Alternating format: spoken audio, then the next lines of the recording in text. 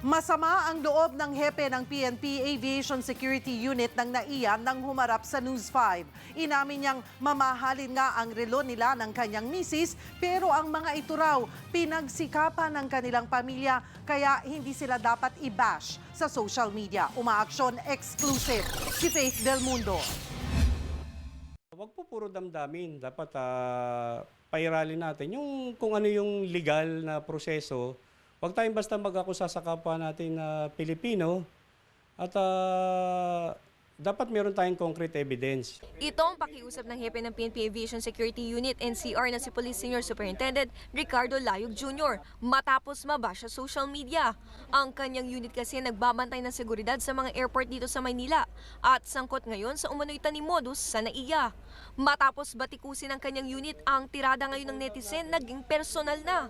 Pinost kasi ng ilan ang mga litrato ng kanyang mamahaling relo. Pag-amin ni Layog, Rolex nga ito. Sa kasalukuyang presyo, nagkakahalaga ito ng 700,000 hanggang 1.3 million pesos. Pero sagot ni Layog, iba ang presyo nito noong binili niya ng taong 2006. Sa katunayan, sira ng araw ito. Kung makikita ninyo sa picture, 2012 naka-assign ako sa Manila Police District.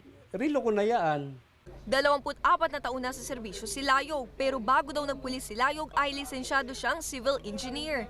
Hindi rin daw tama na iba siyang kanyang misis dahil lang nakasuot ito ng mamahaling relong Shariol. Negosyante naman daw ang kanyang asawa. Dalaga pa lang ang misis ko, may hanap buhay na siya. May sarili siyang butik, nagtitinda siya ng mga alahas. At hanggang ngayon, meron kaming butik. Nagtitinda siya ng mga mamahaling mga damit, pero naghahanap buhay kaming mabuti.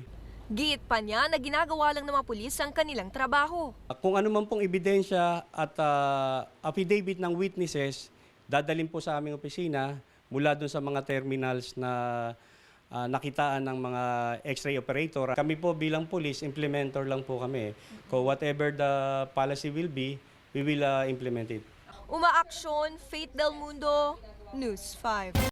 Be sure to come back. News 5 everywhere. Copyright 2015.